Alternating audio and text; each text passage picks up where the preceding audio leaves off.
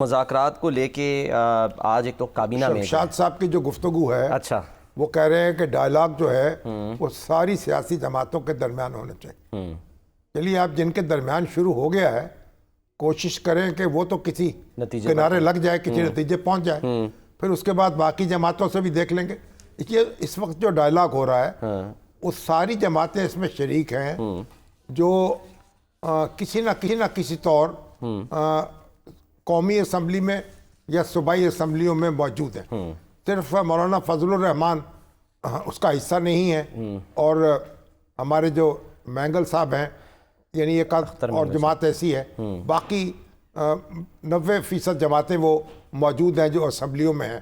ان کے درمیان کوئی کنسنسس ہو جائے اور معاملات جو ہیں آگے بڑھے تو پھر باقیوں کو بھی شریک کیا جا سکتا ہے. سر آج ایک تو یہ کہ مذاکرات پہ میں آتا ہوں کہ بیرسٹر گوہر صاحب نے گفتگو بھی کی, وہ مل کر آئے تھے اڈیالہ میں, آج بانی P T I Imran Khan صاحب سے ملاقات ہوئی ہے, بشرا بی بی بھی ملی ہیں, بشرا بی بی بھی ملی ہیں, ان کے وکلا بھی ملے ہیں. جی ہاں, فیصل چودھری صاحب ہیں, قاضی انور صاحب, بیرسٹر گوہر صاحب. اور ایک خبر سر میں ابھی یعنی کہ پہلے ذرا سننے میں آپ سے خبر بھی شیئر کرتا ہوں کہ ہونے کیا جا رہا ہے. بیرسٹر گوہر صاحب جو ہیں جب وہ باہر آئے ان سے گفتگو ہوئی تو انہوں نے ٹائم فریم کا ذکر کیا ہے ان مذاکرات کو لے کے کہ بانی پی ٹی آئی جو ہے وہ کیا کہہ رہے ہیں کہ یہ کب تک جو ہے یہ مذاکرات جو ہیں اس میں کوئی نہ کوئی نتائج سامنے آنے چاہیے. دیکھیے انہوں نے کیا کہا.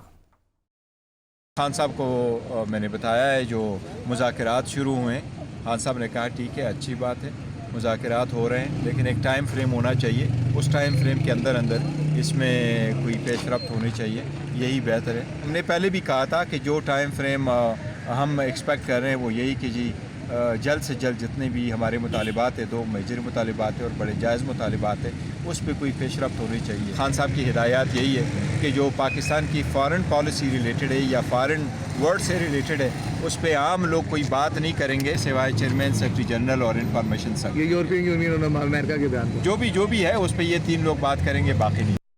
مطالبات سے متعلق سر اسد قیصر صاحب کی ذرا بات بھی سن لیں کہ وہ ایک تیسرا جو ہے وہ مطالبہ لے کر آئے ہیں سامنے, وہ کیا ہے دیکھیے. ہم چاہتے ہیں کہ سویلین سپریمیسی ہو. انتقام کی بنیاد پہ انہوں نے یہ ساری کیسز بنائے ہیں, اس کی کوئی قانونی حیثیت نہیں ہے.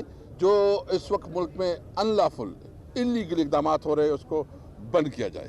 عمران خان اور جتنی بھی ہماری لیڈرشپ ہے ورکر ان کو رہا کیا جائے. آئین ہمیں حق دیتا ہے کہ ہم پرامن احتجاج کر سکتے ہیں.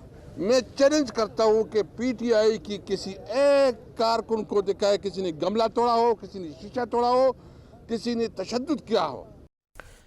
پہلے سر ذرا ٹائم فریم کی بات کریں کہ ٹائم فریم جو ہے وہ کہہ رہے ہیں بانی پی ٹی آئی. اب یہ تو ان کا نقطہ نظر ہے, ابھی تو یعنی ابھی شروع ہی نہیں ہوئی بات چیت. ہاں جی, باقاعدہ ان کا ابھی تو اس میں ٹائم فریم دے دیں کتنی, آپ پستول رکھ کے تو بات نہیں کر سکتے نا. جلدی کس بات کی ہے؟ جلدی مطلب اب بات چیت شروع ہوگی, کوشش کریں معاملہ جلد نبٹ جائے. ابھی تو وہ کہہ رہے ہیں کمیشن بنایا جائے 9 مئی کے حوالے سے بھی اور 26 نومبر کے حوالے سے بھی. فرق یہ کمیشن بن جاتا ہے تو 2 کمیشن بنیں گے یا 1 بنے گا, اور پھر اگر اس کے بعد پھر جو کہتے ہیں آپ لوگوں کو رہا کر دیا جائے اسیر تو کمیشن کی رپورٹ آئے گی تو پھر رہائی ہوگی نا. اچھا, تو پھر آپ دونوں پہلے رہا ہو گئے ان کا کیا ہوگا؟ دونوں میں تضاد ہے نا. اچھا, اب پہلے تو آپ ذمہ داروں کا تعین کر رہے ہیں اور ذمہ داری کا بھی تعین کر رہے ہیں کس نے کیا کیا. اس کے بعد کہہ رہے ہیں کہ فوری طور پر یہ سب جو پکڑے گئے لوگ ہیں ان کو سیاسی قیدی قرار دے کر چھوڑ دیا جائے. تو پھر اگر آپ ان کو چھوڑ دیا جائے تو پھر کمیشن کیا کرے گا؟ پہلے کمیشن کام کرے گا تو پھر نتیجہ تم چھوڑے جائیں گے نا اپنی. اسی طرح ہمارے اسد قیصر صاحب کہہ رہے ہیں, ان کا دعویٰ ہے کہ جناب ہم نے تو گملہ بھی نہیں توڑا, ہم تو پرامن احتجاج کیا. اسد قیصر صاحب آپ کی بات سار آنکھوں پر, لیکن یہ آپ کا دعویٰ ہے. جو آپ کے حریف ہیں ان کے الزامات مختلف ہیں بالکل, اور وہ تو یعنی وہ جو لوگ رینجرز کے اور پولیس کے شہید ہوئے ہیں, زخمی ہوئے ہیں, ان کی نشاندہی بھی کرتے ہیں. تو بہرحال مگر معاملہ یہ ہے کہ تحقیقات ہو جائے تو اس میں کوئی مذائقہ نہیں ہے, تاکہ دودھ کا دودھ پانی کا پانی ہو جائے. تو اچھا, فریقین جو ہیں وہ دعوے جو بھی کریں, اور ہمارے عرفان صدیقی صاحب نے تو آج کالم بھی لکھا ہے. انہوں نے کہا بھئی یہ سیاسی عدم استحکام کا جو رونا رہ جا رہا ہے, بیانیہ جو ہے, بیانیہ ایسے گھڑ لیا ہے آپ نے. ہر چیز ٹھیک ہو رہی ہے, معیشت بھی ٹھیک ہو رہی ہے, معاملات یعنی نبٹ رہے ہیں, حکومت چل رہی ہے, مثبت اشاریے سامنے آ رہے ہیں معیشت کو لے کے ٹھیک ہے نا. مختلف. ہاں تو ان کا ایک نقطہ نظر ہے, ان کا ایک نقطہ نظر ہے, بیٹھیں ایک دوسرے کی بات سنیں, اپنا ٹیلی ویژن اسکرین پر بھی لوگوں کو للکارنے کی بجائے ایک تھوڑا سا بیٹھ جائیں, اپنی بات سمجھا دیں یا دوسرے کی بات سمجھ لیں, کوئی راستہ نکالیں آگے تاکہ سکون ہو. احتجاجی سیاست جو ہے وہ ختم ہونی چاہیے, اور یہ سڑکوں کی سیاست جو ہے, اور یہ ہمیں طے کرنا چاہیے. میں سمجھتا ہوں کہ یہ جو بیٹھے ہیں لوگ یہ بھی طے کریں کہ احتجاج کے حدود کیا ہوں گے, احتجاج کا طریقہ کیا ہوگا. یہ تھوڑی ہے کہ جس کا جی چاہے وہ اسلام آباد کا رخ کر لے اور جتھا لے کے پہنچ جائے اور کہے کہ میں جناب اپنی مرضی کروں گا, جہاں چاہوں گا بیٹھوں گا, جہاں چاہوں گا لیٹوں گا, جہاں چاہوں گا اپنا یعنی اپنی دوسری ہوائی ضروریات سے فارغ ہو جاؤں گا. اس طرح کام نہیں چلتے.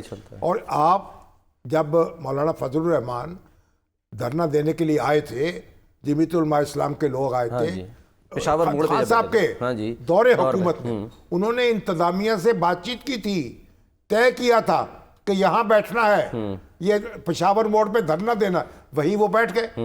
ابھی جماعت اسلامی کے لوگ آئے, لیاقت باغ حافظ نعیم الرحمان صاحب کی قیادت, انہوں نے کہا, حکومت نے کہا, اس حکومت نے, شہباز شریف حکومت, آپ نے لیاقت باغ میں دھرنا دینا ہے, آپ وہاں سے آگے نہیں آ سکتے. وہ وہاں بیٹھ گئے. تو اگر آپ کہیں گے کہ ہم ڈی چوک میں جائیں گے, ہم کانسٹیٹیوشنل ایونیو کے سر پہ بیٹھیں گے, ڈپلومیٹک انقلاب کو اپنی زد میں رکھیں گے, ایوان صدر اور پارلیمنٹ جو ہے اس پر ہماری نظریں ہوں گی, اور ہمیں یعنی یہ ہمارا آئینی حق ہے, یہ آئینی حق نہیں ہے.